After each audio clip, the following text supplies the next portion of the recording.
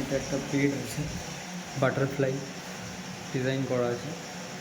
বাটারফ্লাইয়ের মধ্যে 3টে স্টেপের মধ্যে 3টে লাইট লাগছে, সিলিকন প্রোফাইল আনা আছে। আর এখানে আমরা ইউজ করছি 120 দানা strip light, warm white colour.